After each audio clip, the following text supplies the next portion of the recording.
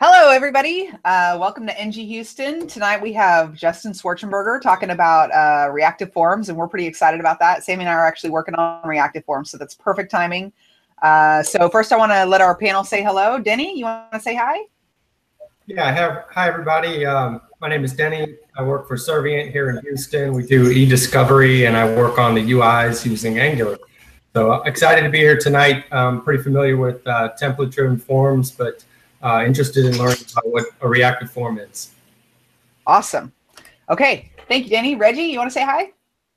Yeah, definitely. Hey, how's it going, guys? This is Reggie here, work for Poetic Systems here in Houston, support dev. Currently working on a talk about serverless architectures with an Angular front end for our next talk next week. So if you're in the city, definitely come on by. Awesome. Yeah, that's going to be cool. That's going to be next Thursday night in person. And speaking of which, I almost forgot to mention, we have our ThoughtRam Angular. Well, it's not ours, but I've been working on this for a while. ThoughtRam is coming to Houston in August to do the Angular masterclass, and I'm super excited about that. So afterwards, remind me, you guys. I'll tweet out a link for that ThoughtRam Angular masterclass. That's awesome. Okay, and I think we're good. Oh wait, sorry, Sam. Sam would kill me. Sam, you want to say hi? I'm Sam. Or JD, it's cool. Okay, yeah. Sam or JD. Okay. Oh yeah. I'm sorry, I think I had the video clicked on Justin the whole time. So you guys just watched Justin all through Denny and Reggie's introduction. No, I didn't see it. I unclicked it in time for you, so they get to see. No, I saw all of them. Oh, good. Yeah, yeah, it's good. I got this. Okay, so enough silliness. Wait, no, Mom, your turn. We are, what? Your turn. Oh, I'm Bonnie. You guys know who I am. Okay, it's time for Justin. Justin, we are super excited to have you here tonight, and take it away. Tell us, and tell us your exciting new news. That's pretty awesome. All right. It's good to be back with my H-Town friends here. I'm excited to be back on the ngHouston screencast. Pretty cool. I'm Justin Schwartzenberger. Let me pull up my slides and we'll get into my little slide deck. I have a short slide deck here. And you forgot to tell us about your shirt. And I'll tell you about my shirt. Take a look at my shirt right now, and then I'm going to slide to the slides, and then I'll tell you about my shirt. So, here we go. Okay. I'm going to share my screen here.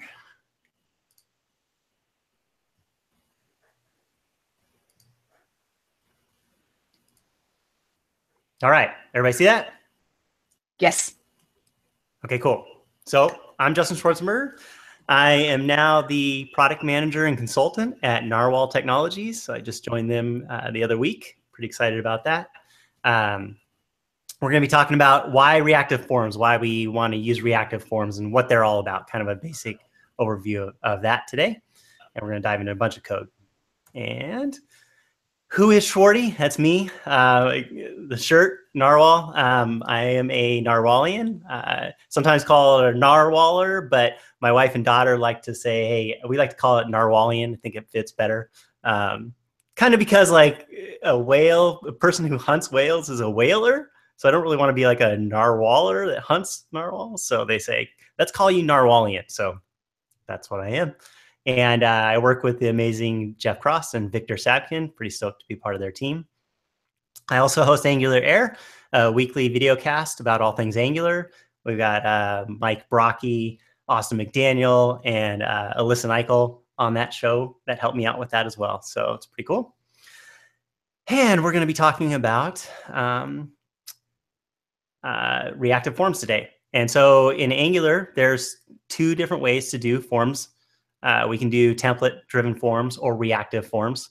And template-driven forms are similar to AngularJS, that kind of approach, where we're kind of taking existing data and we're binding it, two-way binding it, or just data binding it to form fields, and we're letting the templates and the markup processing kind of do all the heavy lifting for us.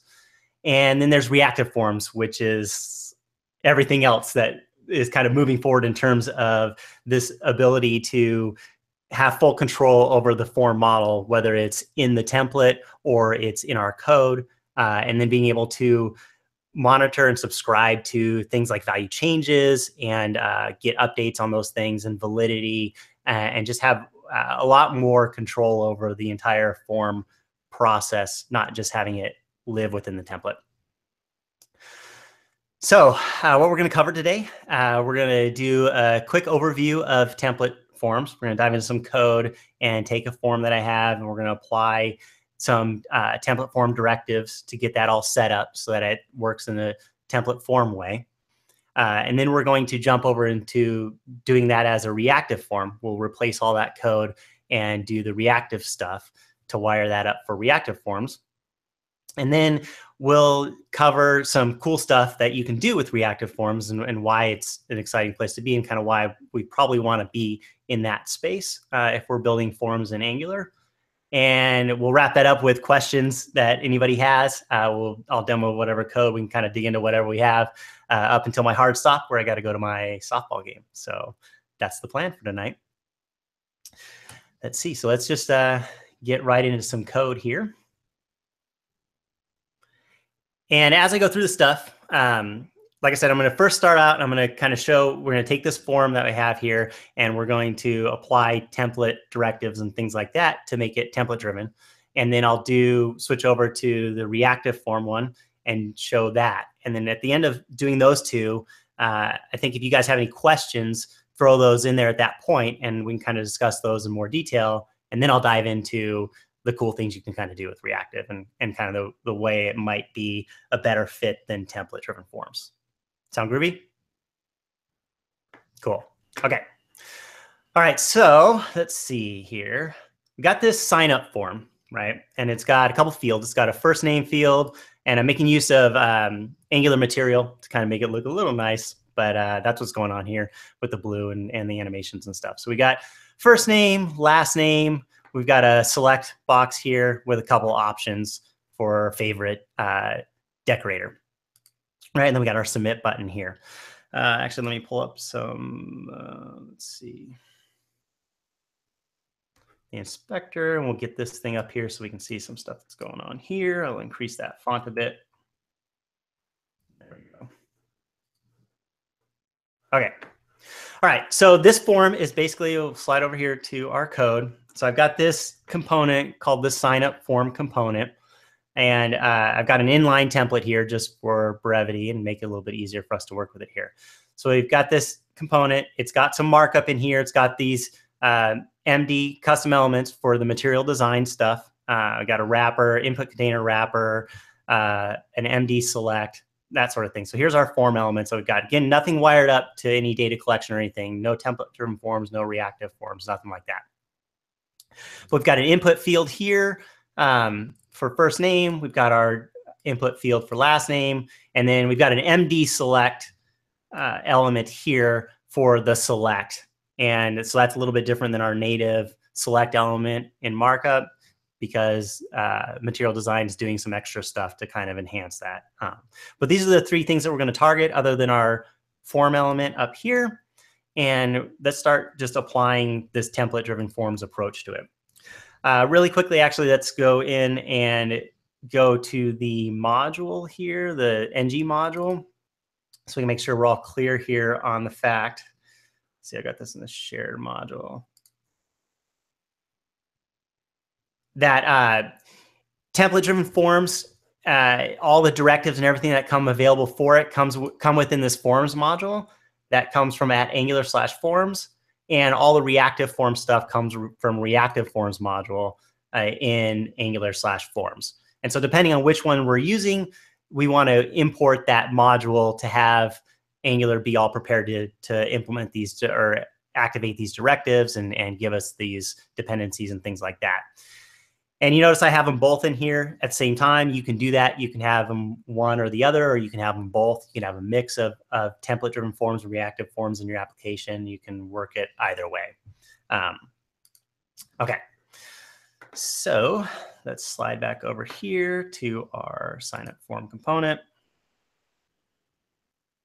All right, so template-driven forms, everything's done in the markup. Everything's done in the template. So you're making use of these directives, these template form directives, and when they get processed, they're essentially going to create an underlying form model for all of our pieces that we're applying these things to. So it can handle all the tracking and data changes and things like that in a similar fashion that it does for reactive forms. So that all that underlying plumbing is still the same between the two. It's just the way you go about getting them set up and wired up that becomes different. And so this idea of template-driven forms is that it makes it easier and lightweight for us to do it. And it's similar to how the whole AngularJS thing was done. I mean, everything was kind of, you're putting stuff in markup, and then there's this magic that binds everything up and gets it all set up for us, right? And so template-driven forms are kind of that same comfort level of saying, look, you can do the same sort of thing. So I can come in here, and the first kind of thing I need to do is tell this. So one of the things actually with the form element, so template-driven forms, if we have the template, if the forms module is imported and available here, then the template-driven forms has a ngForm directive that's automatically going to find form elements that are not set up for reactive forms and go ahead and do the backing setup for us for template forms, for that underlying form stuff. So all I really need to do here to get the template form set up is I'm going to create a ngSubmit event and wire that up to a method on submit. Oh. And I'm going to give it a form.value. And I'm going to get a hold of the underlying form that the template directive is going to create, that the ng form directive is going to create for us. And I can do that with a template reference variable. So I'm going to give it that name of form, set that equal to ng form, I believe. Okay. I think it might be, let me check real quick. It is.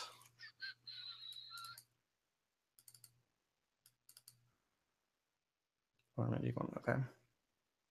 Oh, I know what it is. Okay. So I actually have this module. I need to add this. I need to import our forms module into this module. So forms module.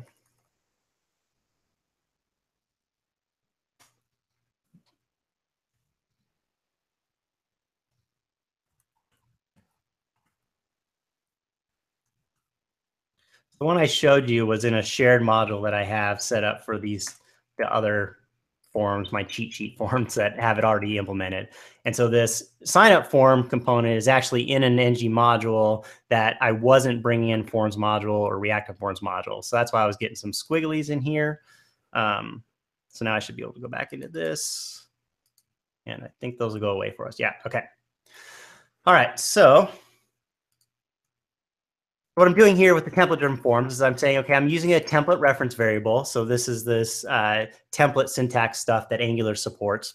And I'm saying set that equal to an export as string name. And so in this case, the Angular ngForm directive has an export as named ngForm that will hand back the underlying form group that template, that directive is creating.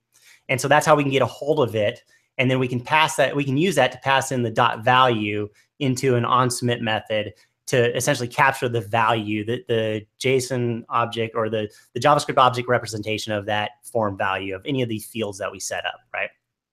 And this is a pattern that we can do similar in reactive forms as well. We could hand the form value to the onSubmit method in the same sort of fashion, so that could be the same. But let me go ahead and create this method here in our class really quick.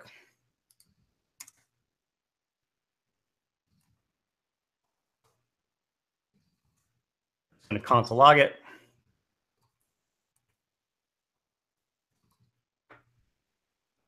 Okay.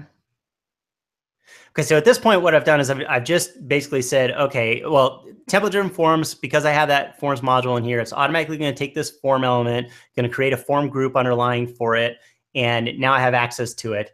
But I haven't declared any fields for that yet, or any form controls for that yet, because I don't have anything else bound up with directives in here yet. So I'm going to go through, I'm going to add that to each of these input fields and then the select field.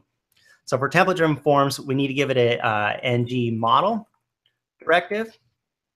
And we can just add that on here like this. And then the other thing it needs is a name attribute. So name attribute, and we're going to give it first name. So ngModel, that directive is going to tell it, hey, this particular field, I want to be part of that form that you're establishing. And then the name is going to be the key of that underlying form control that that thing's going to create. And so that's where our data is going to be stored in that JavaScript object model, right?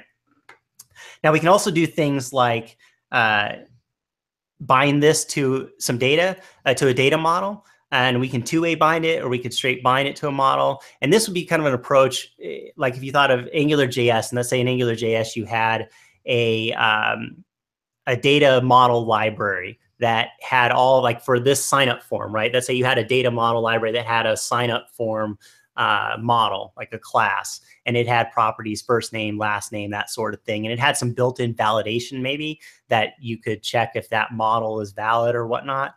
And you could use this ngModel to two-way bind it. And now instead of working with something like an onSubmit, send the form value and get it back, it would just be updating those values in your model. And then you could use your model's validity checks or whatnot to get going. So in the sense that if you have an existing AngularJS application that you're porting to Angular, you may find yourself wanting to use template-driven forms because you can kind of slide over to that or make use of what you already have easier in there. So that may be a case where you want to use template-driven forms.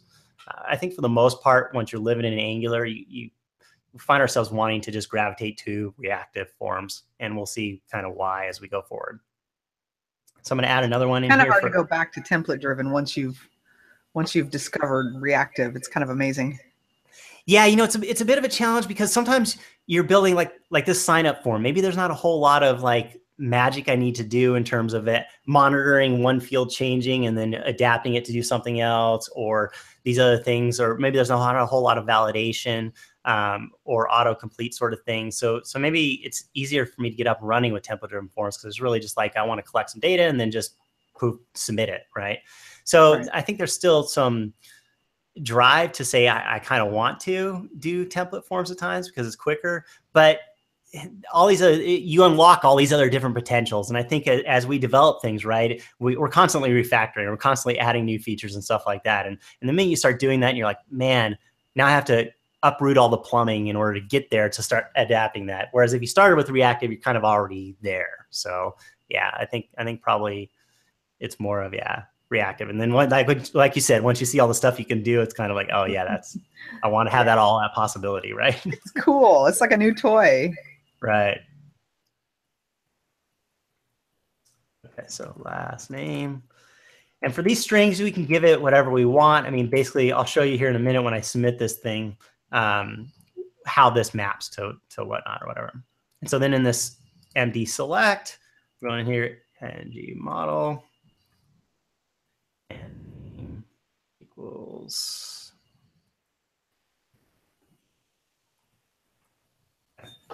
Now I'm getting some squigglies here in my ID in WebStorm telling me that the attribute ngModel is not allowed here. And that's basically because it's like, okay, it's on a custom element. As far as it knows, this custom element md-select, and it's not able to dig through and understand that like that, oh, that's a valid attribute on there, probably because this MD select is a custom element. It's a component created by Material Design that then probably is implementing a control value accessor, and actually it's probably implementing a check for support for these different ngModel directives and things. And so it's all set up to flow it through. It's just complaining in here, so we can just kind of ignore that. But or I think you can put data dash in front of it and it will make it happy. I learned that little trick from my old IE days. Oh, no, never mind. I think it's just WebStorm being opinionated. So we'll say, okay, WebStorm, fine. We're good with that. Okay. So what I've done is I basically did template-driven form setup of all these binding of these fields saying, hey, I want these part of that underlying form group that you're creating template forms. And then the last thing I'm just going to, actually, that's all I need to do here. So I should be able to switch over to my screen here. I think we've got reloaded here. And I think if I go ahead and do Justin, yeah, you'll just get the S right now. Actually, I could autocomplete. There we go. It's not always fun typing out my name here. Okay. All right. So if all things go correctly, I submit this thing, and over here in the console, we're going to get that object representation of the form. So we did form.value. That's what we're handing to the submit method that calls. And because we've set these fields up, we've got a property called favorite decorator, first name and last name, just like we named them. And then the values coming through, right? And then I can come change this. I can go to time, submit this again, and we've got our, you know, last name, time showing up here, right? So that's kind of how we wire things up in template-driven forms. Last thing I want to do here real quick with this is add kind of how we do error handling. Actually, a couple things with error handling. So I'm going to come in here and I'm going to do, I think it's like MD error. And let's apply, we're going to do, pull this up here real quick. I'll just copy paste this for time purposes.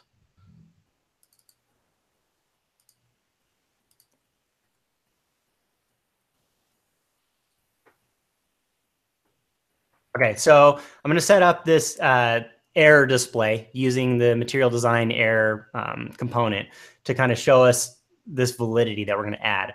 So with template-driven forms, everything's done in the template. So we got to do all this stuff, all this setup in the template. So for things like validators, we need to set that up on this element, right? So I'm going to use the minlength validator, and I'm going to set that to 2 and say we got to have at least 2 characters long if we start entering some value in here. Let me throw this on another line here. And then that doesn't like that. Okay. I think this is just linting complaining about this. So I'm going to hop back over here and do that. Okay. So I got min length. And then the other thing I need to do is, in order to be able to check this in the template to display if we have errors or not, I need to get a template reference variable to this input field that the template form stuff has created for us. So I'm going to do that similar to how we did the template reference variable for form. I'll add one here for first name. It could be any name that I want to give it. And then I'm going to get, so this ngModel directive that template form is going to do is going to have an export as, and I believe it is ngModel. Okay. And so at this point, they're saying, okay, that ngModel directive, it's going to set up a form control under the hood. And then we're going to use this template reference variable that I named first name and set that equal to that form control that ngModel set up. And now I can call the API that thing has, like .has error off of it, to check if the name of the error exists, min length in this case, which is our validator. And then if it does, so we got an ngIf for that. And then in the message, we're basically going to make use of that error information, because a error validator can return data back in the validation error message or error object. And we can use that. So like in this case, min length validator will return back the value that we set for min length that we want it, in this case 2. And it'll also return back the value, the length of the value of that input at that given time. So we could use that in these message displays. So like here we got first name must be at least, and then I'm outputting here first name dot get error, and then dot required length. And required length is a property that's returned as part of that data object that this particular validator min length returns. Okay, so it's essentially going to say, what is that required length value?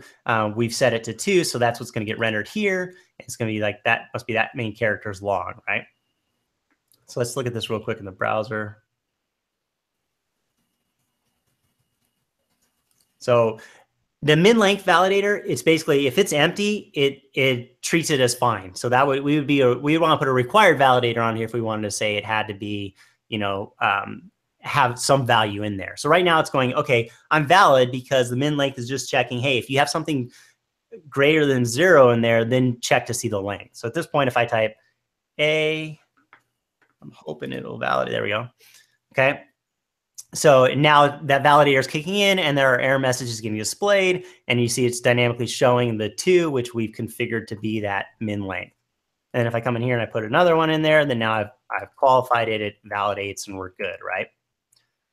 But our submit button is still active, so we can go back here real quick and we can throw in a check. We're going to use this template reference variable for the form, and we're going to use that to check on our submit button. We'll do a disabled here. We'll bind it to the disabled property. And we'll do form.valid. Okay. So now, if we slide back over here, we should see this submit button grayed out. We've got invalid data here. Okay. Actually, I've got it. No, I got that logic wrong. When I say it's not valid, right? And there's actually a property called invalid, I believe. So we can use that. So we say disable that button if the form is invalid, right? Okay. So if I can get back over here, so now we refresh. And so again, like I mentioned, the min length is not a required one. So if it's empty, it qualifies as fine. So right now out of the gate, it's fine for submission. If I add an invalid value here, now our submit button grays out. And if I change it back, then the submit button shows up, right? Okay. So that's kind of all the wiring up that we do with template-driven forms. And we do all this stuff, again, in the markup for our component. And then we have to think about things like if we want to react to changes of those things, we kind of have to figure out strategies all within our markup to do that, right? Like our disabled, right? We needed to wire up to form invalid. Like our error messages here, we had to get a handle to the ngModel in order to be able to use it within the template, because we haven't set up anything in our component class or anything. And so that's one of the, it makes it easy to get up and running with template forms, but it also becomes a challenge because now we really have to think in the mindset of, okay, everything that we need to architect, we need to do it within the markup, right? And these things we need to pull off, it has to be done within the markup at that point. But pretty easy to get set up and pretty easy to get going. Any quick questions on that? Before I'm going to switch over and just change this all to reactive forms. Yeah, we're ready for the reactive forms. Okay. Okay. Cool stuff. So with reactive forms, what we need to do is we need to set up a form model representation within our component class to do that, right? So basically the idea is that we are going to be in control of creating the form group, the form controls, the form arrays, everything that the template-driven form directives are creating under the hood.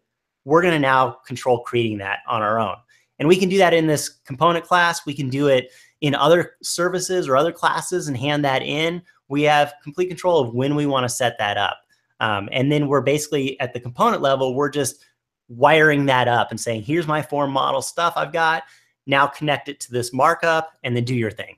So I'm going to make use of the form builder class. That's a helper class that comes in the Angular Forms scope package. So I'm going to do some private form builder.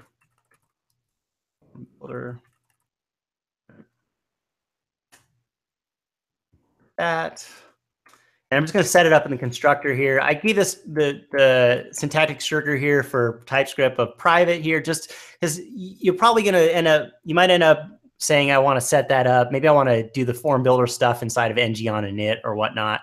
But if I was going to keep this in the constructor, I wouldn't need the private here, most likely. But I'm just going to do this here. So I'm going to give it a backing field for form. We'll name it the same way we named the other one. And then I'm going to do this dot form and set that equal to this dot form builder. And then I'm going to call group.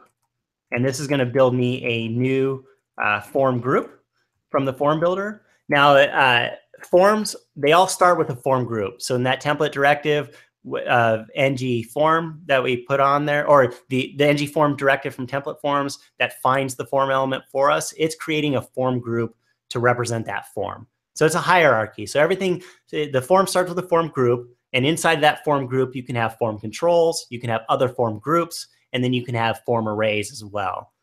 So that's the kind of data structure of a form representation. So it starts with a group. So we need to have group at this top level. And then this group function can support taking in an object literal where you can kind of put key value pairs to represent the fields that you want to have. So in this case, we'll just do the same things that we had, first name, and we can set that equal to a starting value. So I'll just start that for now, last name. Okay, and favorite decorator. Okay. Okay, so this is saying, hey, build a form group and create these form controls. Create a first name form control, a last name form control, and a favorite decorator form control. And when you do those, set their initial value to whatever this is. In this case, just empty strings for each of them. This could be a number, this could be an object, this could be whatever you want to set that initial value to, but that's what that's setting up, right? Actually, this might, I take that back. It might, in this syntax, it might require that to be a string. I'd have to check. But you could also set this to a new form control, so you can instantiate a new form control. But the reason we want to use probably want to use form builder here is that we don't need to import form control, form group, that sort of thing, and be newing up things within our classes, sort of thing. So it's kind of. But you mean you don't want to type the same thing 10 times, Justin? What I really don't want to do is build a learning course using control and control array, and then have that switch under the hood to be called form control and form array.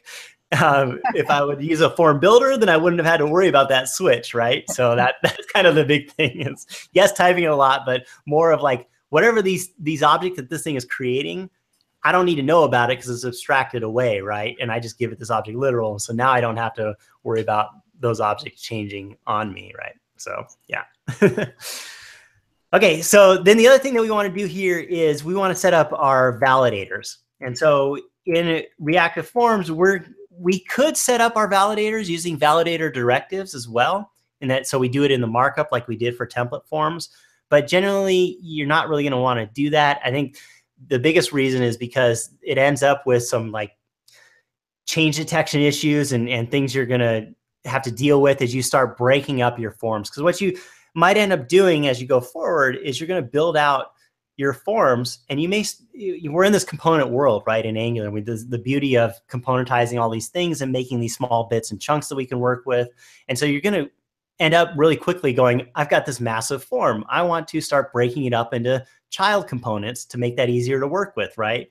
But now at that point, you really have this composition of this parent and multiple child components that make up your overall form. So you end up having to do things like you create your form representation of the group at this top level, and then you need to flow parts of that form model down to your child components so that they could render them and be tied up and then still work with change detection and all that. So long story short, when you start decomposing that and breaking that up and do that, and you try and use like validator directives on these things, you start running into the weird errors where you've got this value has changed since it's last been updated and the change detection stuff. So just rule of thumb that I like to go is if you've got any validators, set the validators up when you're building out your form model in your code. Make sense, kind of? I have a question. Yep. Okay, it's not, I guess it's kind of related to validators. You had a debug panel in your lynda.com course, and what was that for? Like, what was the purpose of that? Okay, so I have a lynda.com course that you're referring to is for template-driven or reactive forms. So it's a course all about how to do reactive forms, steps you through building a form, and all through all the different form fields and how you bind all that stuff up, do validators and all that sort of thing. So for that, that was kind of the designer in me that wanted to have something neat rather than looking at the debug console. So I just created this like debug panel in the actual view of the browser. So it's like a div that slides out and basically just shows the same thing that if you did a console log that we're doing here in the console, I just did that in the markup. So you can kind of have a fancy way to see it. Okay, I was really confused. I was like, why isn't he just looking at the, yeah. Okay. Yeah. So that's what that was for. Convenience. Got it. Yeah, so I didn't have to open up that dev console and show it there. I could just show it all within the display of the screen sort of thing. I feel that. Cool. Cool. Okay, so I'm going to come in here. I'm going to set up the validator. So here, I'm going to import that. I'm doing a shortcut, by the way, in WebStorm to auto import these things, and that's why it's magically happening, and I'm not scrolling up and do the import statement, just FYI. So, okay, so this form group, I'm giving it an object literal with a key of first name, and it can take a value with this string, or it can take an array, and this array, the first element can be a value, and the second element can be the list of validators that you want to apply to this. And so in this case, I'm saying I want to use that minlength validator, the same one that we set up in the markup, and I want to tell it to have a count of 2, right? Length of 2. Okay. So now we have kind of the same representation of our form built out within our code. So from here, we can go back up here and start changing some of the stuff around. So we no longer need this template reference variable because we have a form backing class field available to us. So we can get rid of that. We're going to keep the ngSubmit method, the event for that. And we're going to keep our onSubmit method, and we're going to hand it form.value. So this form is our backing form field that we created, right? Let me just jump to this. So it's this one that we set up from the form builder that gets a group. And a form group has a method on it, or it has a property on it called .value that will allow us to get the value. Again, it's the same thing because the template-driven forms, they're under the hood, they're creating this same model stuff with the same type of API for us. So we can kind of use the same pattern. And with this pattern that I have here with the onSubmit, let me touch on this real quick. With this onSubmit and sending it form.value, the concept here is that I have UI stuff that's going to collect all the data, and the form control and group and all those things that are going to handle processing that during that collection period. And at the very end, I just want to capture all the value out of that. And then I'm maybe going to send that off to a service that could submit it or whatnot, right? So that's why I have form.value passed in here, and then working with that as your final value sort of thing. Okay, so then the other thing I need to do is with reactive forms, I need to now start using directives to wire up my form stuff that I created to the markup. Because with reactive forms, there's nothing that's auto looking for things for you. And part of that is because the template forms is kind of a fit towards what we felt and what we did in AngularJS, right? Where things just kind of, we put things in the markup and then it wired up and it helped find stuff for us. Whereas in Angular, we're really being explicit about everything we want to do, and we have total control over that.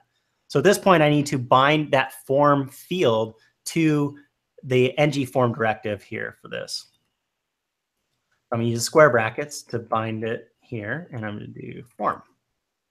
Actually, I'm sorry, this is form group. So with reactive forms, what we're going to do is we're going to make use of the form group, form control, and form array directives to wire up our pieces of our form model to the underlying markup that we need. Okay, so this is saying use the form group directive, bind it to our form field. So now we got that. So now it knows about that. And then we need to bind up our fields to this as well. So we're going to go through, and again, okay, so we don't need this template reference variable for first name because we can get that off of our form backing field. So I'm going to remove that. We don't need ngModel, and we don't need name first name at this point. Only thing we need here is we need to use the form control directive.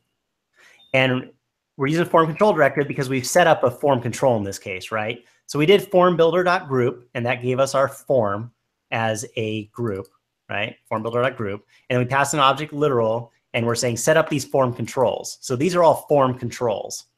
So that's why over here we're saying, okay, I have a form control, and it's named first name. Bind that up with the form control directive. Okay, and doing it as a string here, I'm not doing a data binding because it supports taking the string and it'll find that form control that's part of the form group that this thing sits within. So in this case, it's nested in this form element is this input element, right? And the parent form group that it can find at the tree is form. And so it's going to say, oh, does form have a first name form control within it? If I do, use that and bind that up. Make sense? Cool. Okay. So I'm just going to jump down here real quick and do the same thing for these guys. I'm going to remove ngModel. I'm going to change this to form control. Last name, ngModel, name, change that to form control. Okay. So that gives us all of our form fields wired up to our form controls we created. And then let's go back in here to this MD error where we're checking that first name template reference variable that we were using before. We don't have that anymore. So what we're going to do here is we're going to actually use our form backing field. There's a method that it exposes called get, and we can pass it a string with the name of the thing that we want it to find within it, first level. And so in this case, first name, and then that's going to return that form control the same way that template reference variable had an access to that object. And from there, we can kind of call the same thing. So I'm just going to grab this here, copy that. We're going to replace this with that. Okay. So now we've really changed everything over. The other thing that we had here was this down here for our submit button, right? We had this check for form.invalid. That's going to remain the same, just the same way as form.value remained, right? Because we're still, that form is a form group, the same way it was from the template form. And so it has the same API type signature stuff on it. So it still has an invalid property. So we're good on that, right? Okay, so with that, I believe we should be all set. Let's check our browser here. Okay, validator on string. Oh, I love the fact that those form groups and form controls and all that stuff can be nested. So you can make a group inside of another group, and it's so easy to organize the code. Yep. Yep. And you can do that same thing in template forms as well. You can use directives to set up form groups within that markup. But, you know, again, you're doing it all within the template sort of thing. Okay, so I'm getting an error right now because I'm using this validator. I left the validator, which still on this element. So I got to remove that there because we set that validator up within our component class. So with that, I think we're going to be good here. I guess not. Validator on string first name. Oh, you know what? I think I might be. Let's see. Cheat sheet time. Reactive form. Gotta love live coding. I think there's a rule that if you're live coding with an audience, you kind of have to make a mistake. That's like the law.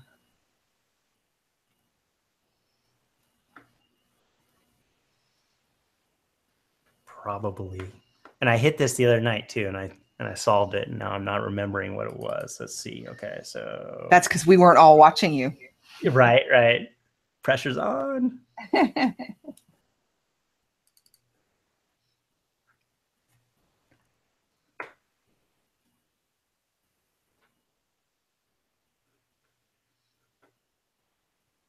All right, what's it saying? So validator on string first name, setup control.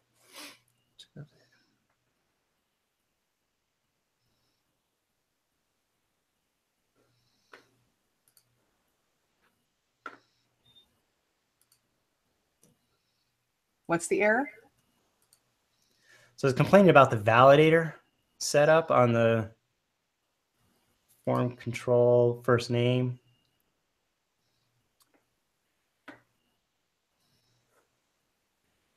Last name should have form control name, not form control.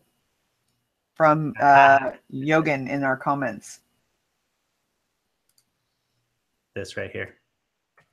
Thank you. I believe that's it, right? I don't know. Is he right? Yes. Who said that? Yogan in the chat. Yogan. Thank you, Yogan. Appreciate that. Okay, so let's go back through here. Update these guys. Boom, form control name, form control name. There we go. All right. Now we're going to be happy. Haha, we're gonna be happy. Okay. So we got the same deal here. We got our validator kicking in, right? We can fill this out. Just Justin S. Leave that empty, sure. Submit. We've got our same functionality all kind of working, right? Mm-hmm. So same deal. Let's go back to the code here.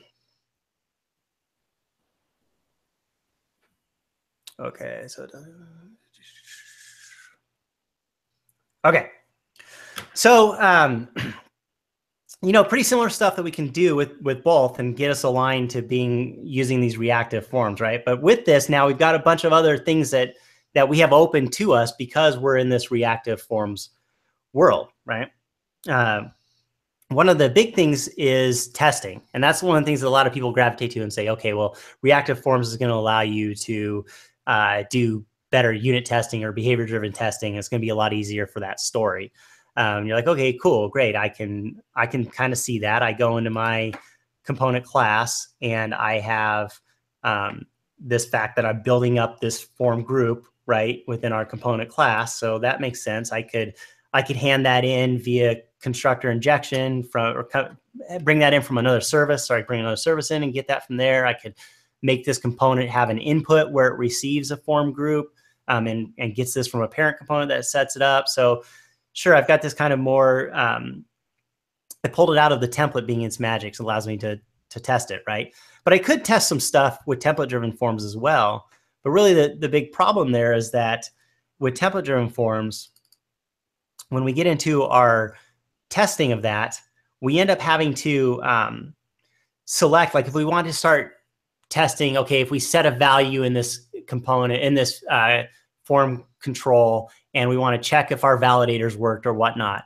The only method that we have to do that is we've got to select into the DOM to do that. And then we've got to do it. We got a timing issue because template-driven forms, the underlying form stuff to track those changes on form fields is set up in that markup, which it happens when Angular processes that template, right? So there's a timing thing. It's like, as we create a new instance of this component and it runs, now we have to wait for those template form directives to tick to wire everything up.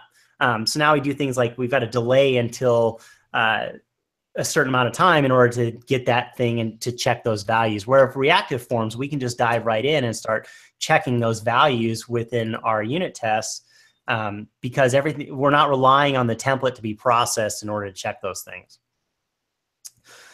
So things like if we come in here, we want to check the first name field to see if it's valid. When it's set to long enough string, we can get a hold of the component that we're testing, ask for that form field, backing field that we created, call the get method that we've done in the template to get the first name form control that's within that group. We can call set value, which is a method that's available off of that API for the form controls, set that value, and then we can immediately check to see if it's valid or not and write test against that, right?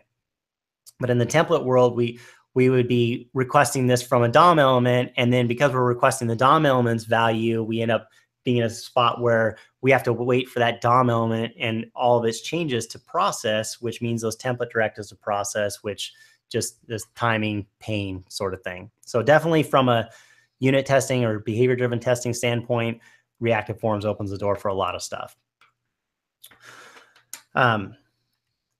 But then another part where it really shines is when we can start talking about, okay, now we can do some other logic around working with those form elements earlier on, the underlying form model stuff early on, and really start doing some additional plumbing and things like that. So we can do things like wire up to value changes for these fields and do interesting stuff all within this logic within our code and get advantage of that. So like, let's say we want to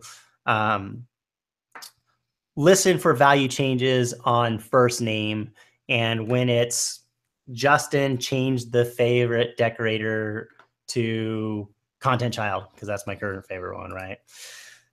So we say this dot form dot get first name. I think I might have some typing magic that might not like this value changes.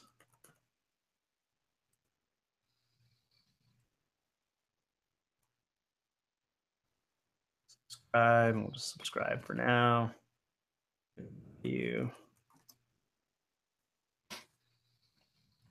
And we're going to say if this is really coding off the cuff here of trying to remember how to do the value changes stuff. So we'll see if this magic works in live coding here. So we're going to say if the value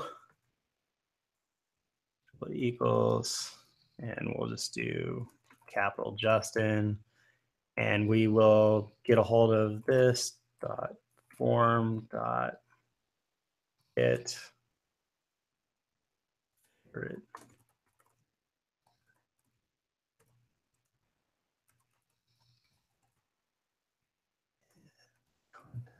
child. Let's see what this does. So basically the idea is like we're saying, okay, well, I mean, think of if you had, let's say you had some form field, maybe you have an address object, address form field, and you type in the zip code, and on the changes of that value, maybe you want to say, I want to look up that zip code and autofill the city and state for that address, right? These would be places where we'd look at using maybe like value changes in order to do that. So you're basically now reacting to live changes of that data in your form and then making decisions to do other things off of that. Now you could do something similar to that with template forms. If you two-way bind a backing model to those form fields, but then you have to write all that plumbing of your model that you're setting up to do value changes on that and all those things. And it's just a lot of work. And so that's the part of the power of the template-driven forms. It provides this underlying observable stuff all throughout to be able to do these sort of things in a little bit easier manner. So you have to do, I think, update value. What is it? Update value and validity. When you set the value or when you change the value, I think you have to go tell the form to update. I could be crazy. Update value. Right. Yeah. So let me comment that out first. We'll see if we need to do that or not, and then we'll throw it back in if we do.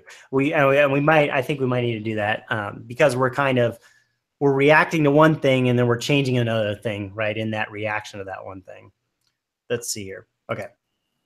USTIN. Nope. So it looks like we're good. So we don't need that. We don't need that. I was just testing you, Justin.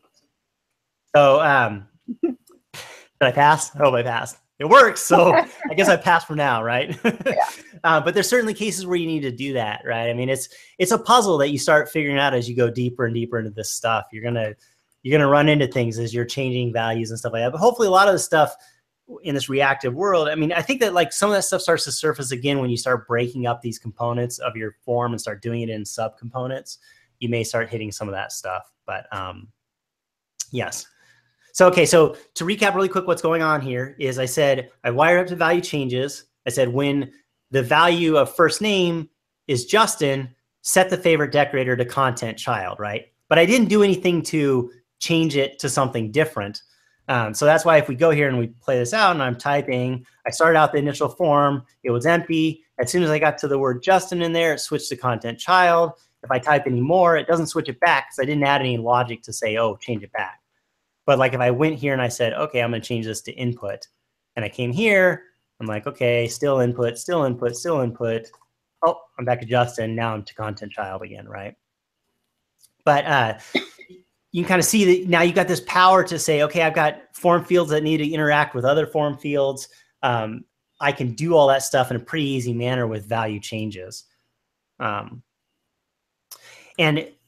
we've got, you know, the validator setup in here again with validator setup being done within this code here, we're able to write unit tests around this stuff and verify, do validator logic and stuff like that all within our unit test based on the code and not based on any running markup or any, like at that point being like an end-to-end test where somebody has to fill out a form field in order to see if it's valid or not. Now we can just test our form model all within, you know, our code sort of thing. Does it make sense? Yes. Yeah. Okay. There was one other thing I wanted to point out here. What was it? Let's see.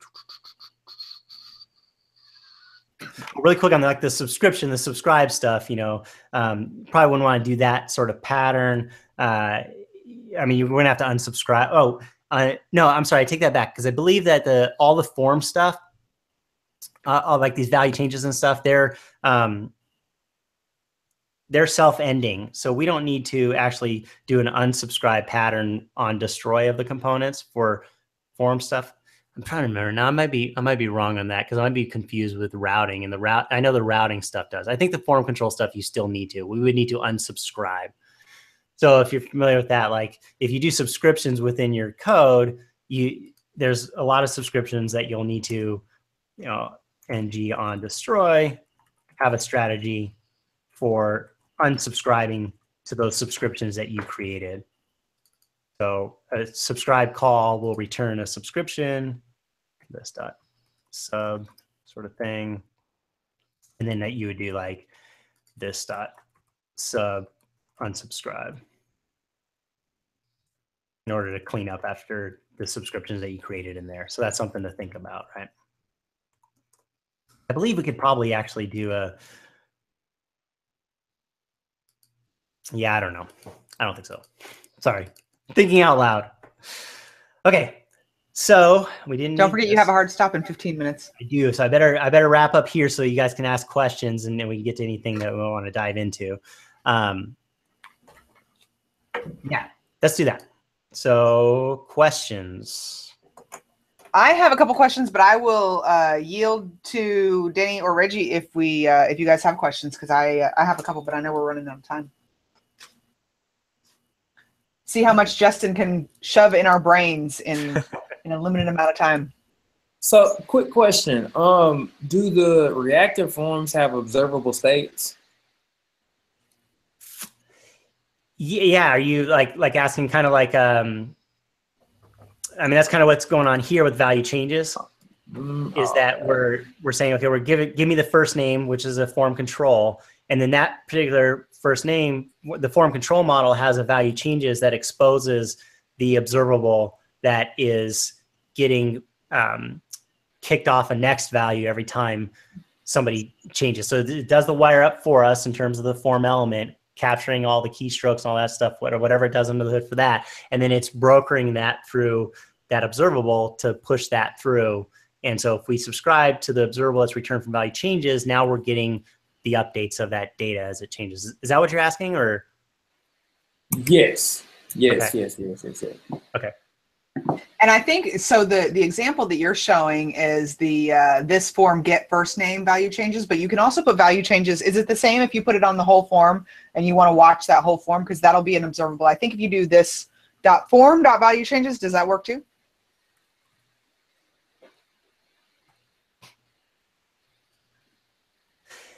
Yeah, so it's going to depend. Let's see. Let's just do that real quick here. Let's go.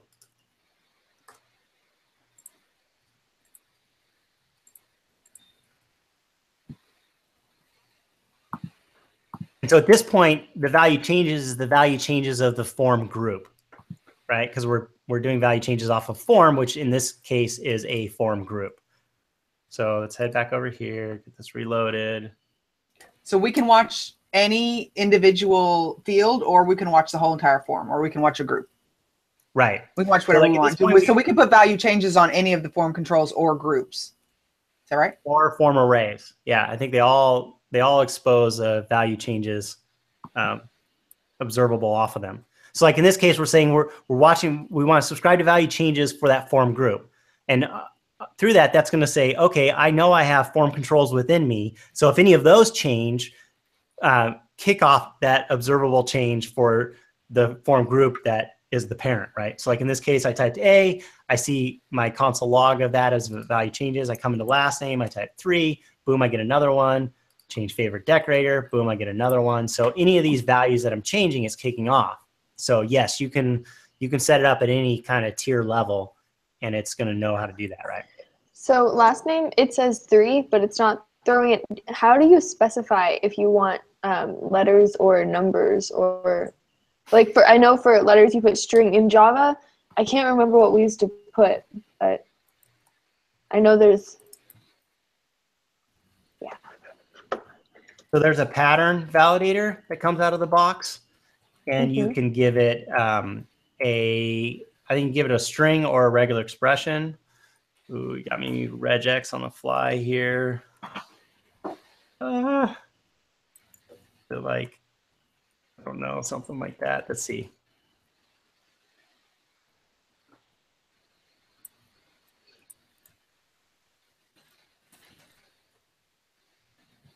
Oh, I don't have my regex right, but yeah, you could use a pattern validator, and you can give it a regular expression and say, I only want these type of characters in there. What if we wanted it to be numbers? Would we just do like 1 through 100, just like the A through Z? No, well, it'd be a little different. The regular expression would be a little different. It's like 0 through 9 with however many digits, sort of thing. So it's just you just have to look up whatever the regex pattern would be for that. But yeah, you have total control through that validator, the pattern validator, to kind of set up something like that. And that'd be done. The email validator is kind of an example. There's an email validator that comes with it as well, and it kind of uses that same concept. So if you had your own, it says like, I want to validate zip codes, right? You could use the pattern validator and do that. Cool. Well, we have 12 minutes, and I don't know if this is, I have questions, but oh, hold on, we've got some questions in, because my questions are kind of obscure, so it's like kind of like a pop quiz, see how much you know. But we have questions in the chat. Yogan says, I haven't seen any talks which discuss advanced form validations like password and confirm password, server-side validation, lookup validation, and implementing custom validators. It would be nice if we can get someone to demonstrate such in the future. So there's you can write custom validators, and you can write regular custom validators and async validators. Async validators are the ones where you're in a scenario where you want to like call server side and check some values. So let's say you had a username field, right? And we want to say, is the username in use already? We could write a custom validator and declare that it's an async type validator.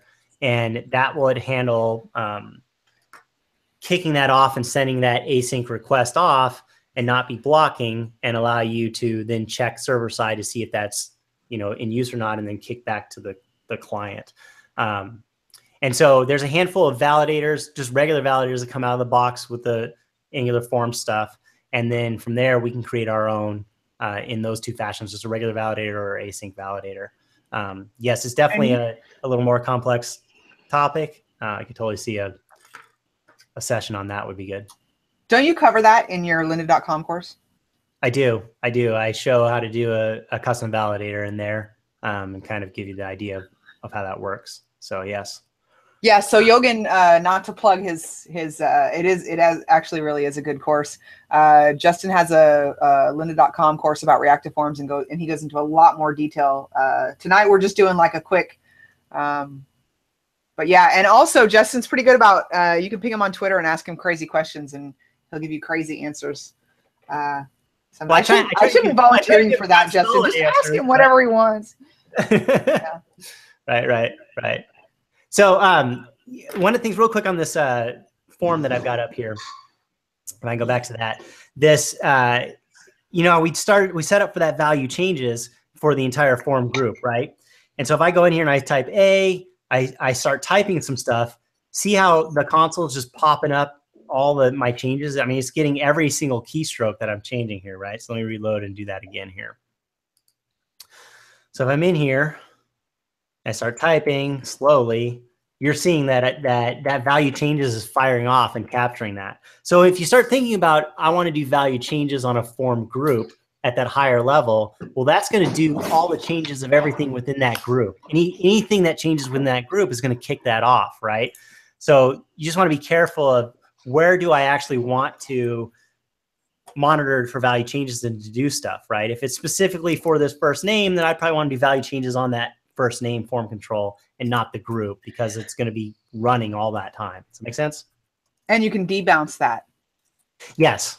Yeah. Typically you're going to want to do something like that. So you're going to want to say like, look, I don't want it to check first name until the user is kind of like slowed their roll on typing, right? So I really don't want it the way I have it set up right now, which is every type of every character. So you'd want to debounce that. Yeah. Yeah. Okay. Other questions? I have questions.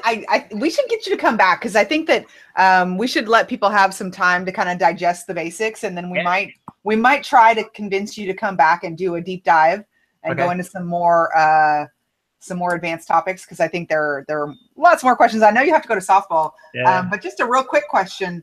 And I know you had, so we can add dynamically, we can add and remove fields from the form. Like, you know, if they check a box, then you can add more fields below that. And same thing reverse. And so I was trying to dynamically remove a form control, but that's kind of an obscure question. And my other question was, how do I get the length of the form array? If you know, if you don't know, then you can come back and then answer my questions next time you're here. I think it would just be,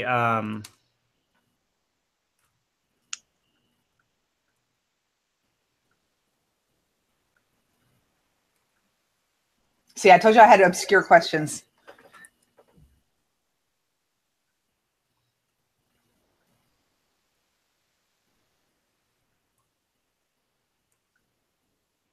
Yogan, I'm watching to see if you know the answer too.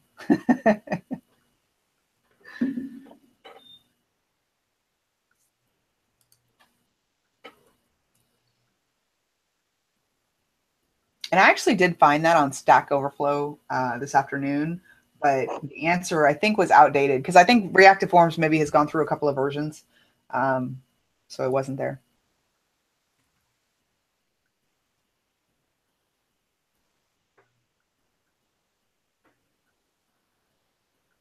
so the form array object has a length property on it. So I'm just form.get set of stuff. And in this case, set of stuff is a form array that I use the helper method to get created. Can you guys see that? So you did it. That was awesome. That was a pretty obscure question to answer right off the top of your head. Okay, so I remember one of the things I want to tell you. So let me say that really quick. With Reactive Forms stuff, when we're setting all these things up in our form model, it's actually going to check in our markup and make sure that everything's set up that way, right? So like in this case, I have last name, right? But I come in here and I say, okay, form control last name 2, and I save that. I'm actually going to get a hard error in here saying that, okay, cannot find control with name last name 2, right? But in I love that error message. Yeah. Nice and descriptive, right? Identify exactly what you're dealing with. So with template forms, you're creating everything on the fly, however, willy-nilly, kind of how you want it, right? So it's just going to totally ignore that and say, oh, you're good to go. But with this, it's like, okay, I'm using the wrong name here, right? And that can come into play and be an advantage when you're on a team building out an application and you say, look, we've built out a form. Maybe we have a design team that also works in the markup, right?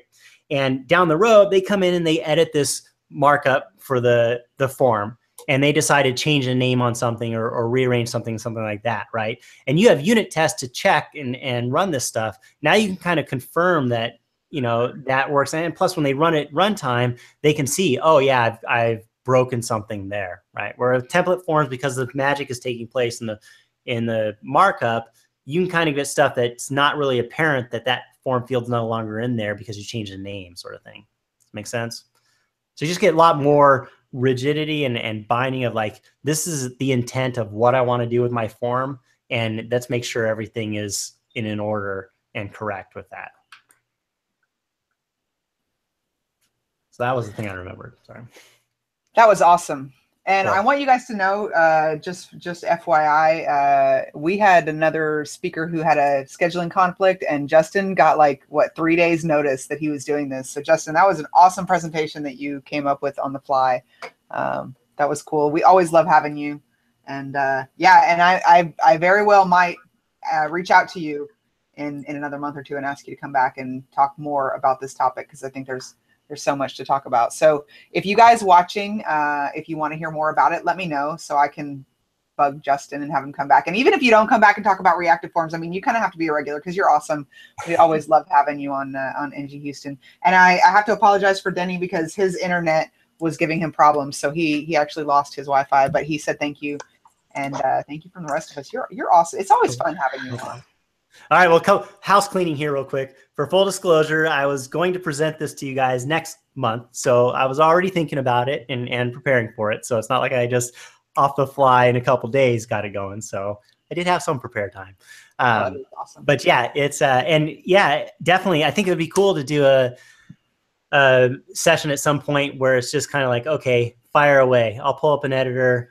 Everybody start asking questions. I'll see what I can answer and do live just on the fly sort of thing. So if we do that, let's schedule one, and maybe I'll just take the same code that I've got here and fire it up, and we'll just say, okay, let's go for it. What do you guys want to see? And we'll figure out how to do it together. Super pair. What is it called? Mob programming? When we have like, how many people do you need for mob programming? Do you know? Is it A like mob. 4 minimum or something? I don't know. Hey, Sam wants to know if she grows a beard, will Narwhal hire her? I thought that's what, when I found out, because I had noticed I saw something, you were online or something, and I saw you were growing out your beard, and then all of a sudden you got hired at Narwhal, and I was like, that's why. I'm pretty sure we support beard and no beard, whatever you got. You know, there's no rules along that. So Jeff Cross's beard, that thing may be more excited about it if you do, but hey, I don't think Jeff Cross's beard is an actual employee. I don't think it has its own shirt. So I heard that Jeff doesn't know who runs that Jeff Cross Beard Twitter account. It's a mystery. It's an internet mystery. Is it you? If it was me, I would not disclose Shorty. Especially on a recorded episode, I would not disclose that. He seems, I don't know, man. I don't think he should be me. I don't know. I think he should be called a fish, because I'm looking pretty fishy right now. Well, see, okay, here, my hands are off the keyboard right now. Is Jeff Cross's beard tweeting right now? I don't even know if it's listening to the show, but that'd be good. I found a really old presentation that Jeff Cross did, and his beard was like so small, it was adorable. It was like a little like young mini beard. It was all right. Yeah. Well, I know you got to go. I don't want you to be late on our account, or they won't let you play with us anymore. So thank you so much. That was awesome. You're always so cool. Thanks for having me. Appreciate it. It's always fun. Thank you. Hopefully it's helpful to everybody. So. Okay, great. Good night, everybody. Good night.